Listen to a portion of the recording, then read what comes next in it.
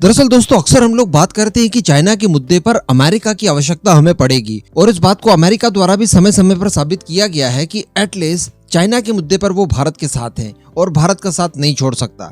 Obviously हम जानते हैं कि यहाँ पर अमेरिका को भी हमारी आवश्यकता है। अब अमेरिका के द्वारा एक कदम उठाया गया है जो कदम सीधे सीधे इफेक्ट करता है भारत को, यानी एक ऐसी परियोजना लाने की बात कही जा रही है जिससे कि भारत के अंदर क्रूड ऑयल का इंपोर्ट हो या फिर गैस का इंपोर्ट हो, ये काफी ज्यादा आसान और सुगम बन जाएगा। बिल्कुल कम से कम रेट पर जो ट्रांसपोर्टिंग में हम लोग भारी भरकम खर्च करते हैं वो ऑलमोस्ट आधे से भी ज्यादा बच जाएगा और सीधे भारत आ जाएगा। इसके साथ साथ भारत को सीधे यूरोप से जोड़कर भारत का जो एक्सपोर्ट है, जो हम लोग सपने देख रहे हैं कि 2 ट्रिलियन 3 ट्रिलियन तक पहुंचाएंगे आने वाले कुछ सालों में, तो वो सारी चीजें भी पूरी कर देगा। इसी के साथ साथ जो चाइना का इन्फ्लुएंस बढ़ रहा है बेल्ट एंड रोड इनिशिएटिव के तहत, वो सारा कुछ भी हम लोग धूमिल करने में कामयाब होंगे।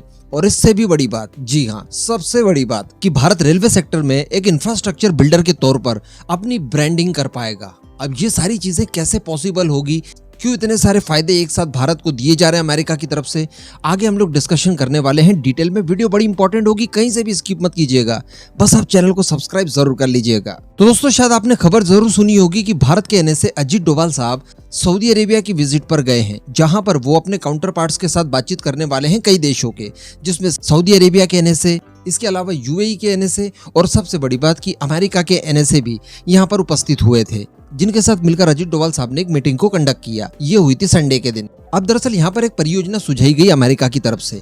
अमेरिका की तरफ से ये कहा गया कि क्यों ना मिडिल ईस्ट को पूरे के पूरे भारत के साथ जोड़ दिया जाए एक रेल कनेक्टिविटी के साथ, यानी भारत का सीधा सामान समुद्र मार्ग से ओमान तक पहुंचेगा और ओमान के बाद मिडिल ईस्ट के जितने भी देश बीच में आते हैं इन सभी को एक रेलवे लाइन के साथ जोड़ दिया जाए और यहाँ से फिर सीधे पहुंचा जाए यूरोप तक। अब दरअसल अगर इस परियोजना की बात की जाए कि ऐसा भला अमेरिका क्यों करना चाहता है, तो इसके पीछे का सबसे बड़ा कारण है मिडिल ईस्ट के देशों में चाइना का बढ़ता हुआ इन्फ्लुएंस।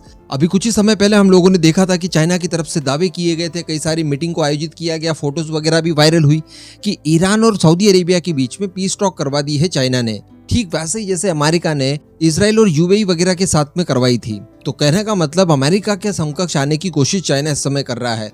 कुछ मतलब निकले ना निकले, दोनों देशों के बीच में पीस हो ना हो, लेकिन इस तरह का दिखावा चाइना की तरफ से बड़े पैमाने पर किया जा रहा है। इसके अतिरिक्त अगर हम लोग देखें तो ईरान के अंदर ढेर सारा इन्वेस्टमेंट भी कर रखा है चाइना द्वारा। इसके अतिरिक्त कुछ समय से जो सऊदी अरेबिया के साथ नजदीकियां बढ़ते जा रही है चाइना की, वो भी एक सिरदर्द था। तो इस इनिशिएटिव के तहत चाइना का इन्फ्लुएंस जो है वो सऊदी अरेबिया से खत्म कर दिया जाएगा, लेकिन भारत को इससे फायदा होगा। जैसा कि मैंने आपको बताया कि गैस और पेट्रोल वगैरह ये सीधे एक मार्ग से भारत आ पाएंगे।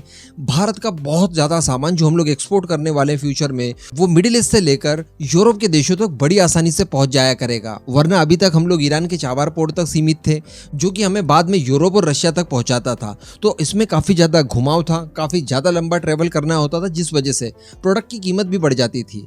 लेकिन ऐसी परिस्थिति जब हमें सीधा मार्ग मिल जाएगा तो ये भारत को बहुत ज्यादा बेनिफिट देगा। यानी जितना बीच में समुद्र आ रहा है वहां पर तो हम लोग समुद्री मार्ग का ही इस्तेमाल करेंगे, लेकिन जब लैंड शुरू हो जाता है तो लैंड के ऊपर फिर रेलवे ट्रैक बिछाई जाएगी वहां तक जहां तक हमें पहुंचना है। और इस योजना में कई सारे देश जो बीच में आएंगे, इन सभी को एक साथ लिंक किया जाएगा। इसके अलावा मैंने आपको शुरुआत में एक पॉइंट बताया था कि रेलवे के सेक्टर में भारत इंफ्रास्ट्रक्चर बिल्डर के तौर पर ब्रांडिंग कर पाएगा अपनी। अब ऐसा इसलिए भी कहा जा रहा है क्योंकि भारत इस सेक्टर में वाकई में बहुत अच्छा कर रहा है और रेलवे इंफ्रास्ट्रक्चर तैयार करने के मामले में भारत एक लीडिंग देश है दुनिया भर के अंदर। इसी तरह का एक रेलवे नेटवर्क भारत के द्वारा श्रीलंका में भी तैयार किया गया, जिसमें भारत को बहुत ज्यादा सफलता मिली। और सबसे बड़ी बात कि इससे भारत का कॉन्फिडेंस जो है वो कई गुना ज्यादा बढ़ा, क्योंकि हमने भारतीय सीमाएं छोड़कर बाहर के देश में इस तरह का इंफ्रास्ट्रक्चर डेवलप किया। क्योंकि जब ये रेलवे नेटवर्क को बिछाने का काम किया जाएगा तो वो काम हमारी भारतीय कंपनियां ही करने वाली है। इसके लिए अदर किसी देश की मदद वगैरह नहीं ली जाएगी, बल्कि भारतीय कंपनियों को कॉन्ट्रैक्ट देकर उन्हीं से इन रेलवे नेटवर्क्स को फैलाने का काम और इंफ्रास्ट्रक्चर बिल्डिंग का काम करवाया जाएगा। तो सीधा सीधा फायदा भारत की झोली में आने वाला है। इसके अतिरिक्त अभी कुछ ही समय पहले खबर निकल कर आई थी कि सऊदी अरेबिया के अंदर भी रेलवे नेटवर्क स्थापित करने के लिए चाइना द्वारा ऑफर किया गया है। आप आर्टिकल देख पा रहे होंगे अपनी स्क्रीन पर। तो हम लोग यहाँ पर सीधे सीधे चाइना को काउंटर करने की कोशिश कर रहे हैं और साथ में उसका रिप्लेसमेंट बनने की कोशिश कर रहे हैं। तो ये भी अपने आप में बहुत बड़ी बात होगी। इसके साथ साथ जब ये परियोजना पूरी तरह से इम्प्लीमेंट हो जाएगी तो आप सोचिए कि भारत की कई सारी कंपनीज एक्स्ट्रा में मैन्युफैक्चरिंग कर पाएगी। क्योंकि अब उनके पास अपना जो प्रोडक्ट है उसे एक से दूसरे जगह पर भेजने के लिए प्रॉपर एक कनेक्टिविटी मिल जाएगी। और साथ ही जो अरब देशों में 80 लाख के लगभग भारतीय हैं जो वहां पर काम वगैरह करते हैं, उन्हें भी इस रेलवे नेटवर्क से सीधे सीधे फायदा होने जा रहा है। और इन सब में जो प्रमुख देश होंगे वो होंगे सऊदी अरेबिया, इसके बाद यूएई है, थोड़ा सा और आगे जाकर देखें तो इजराइल भी है। इजराइल में अब हमारे पास एक पोर्ट भी है जो कि अडानी ग्रुप की तरफ से परचेस किया गया था कुछ समय पहले। तो हम लोग सीधे हमारे प्रोडक्ट को इसी रेलवे नेटवर्क के जरिए पहुंचा सकते हैं और वहां से फिर यूरोप के अलग अलग देशों तक हम लोग हमारा बिजनेस फैला सकते हैं। तो वैसे तो इस परियोजना में जुड़ने वाले सभी देशों को बहुत फायदा होगा, लेकिन जो सबसे ज्यादा फायदा होगा वो अकेले भारत को होगा। तो अब आप बताइए कि इस पूरे मुद्दे पर आपका क्या मानना है।